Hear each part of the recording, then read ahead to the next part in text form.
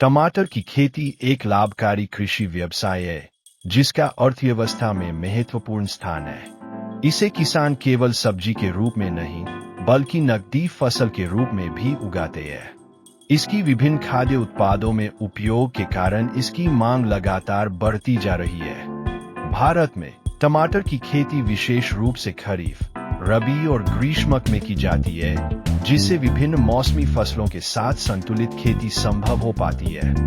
फसल की सफलता के लिए जलवायु और तापमान की अनुकूलता बेहद आवश्यक है।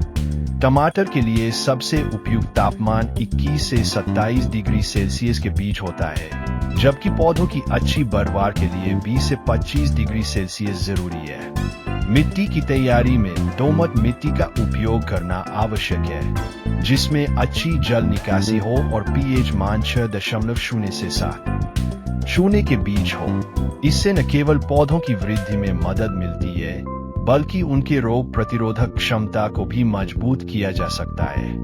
नर्सरी तैयार करना और पौधों को खेत में रोपाई करना महत्वपूर्ण कदम है।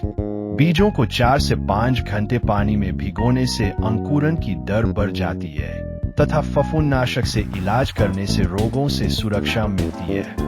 रोपाई के बाद पौधों की देखभाल में सिंचाई, उर्वरक प्रबंधन और खरपतवार और कीट नियंत्रण पर ध्यान देना आवश्यक होता है।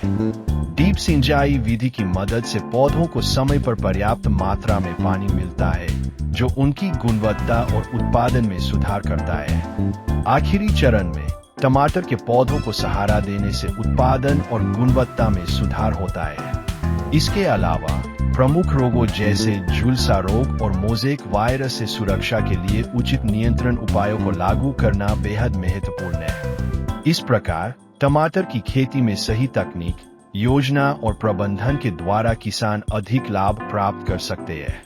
टमाटर केवल एक सब्जी नहीं है, बल्कि यह कृषि में एक महत्वपूर्ण योगदान देने वाली फसल है, जिसके लिए आज के किसान जागरूक और सुसंगठित हो रहे हैं।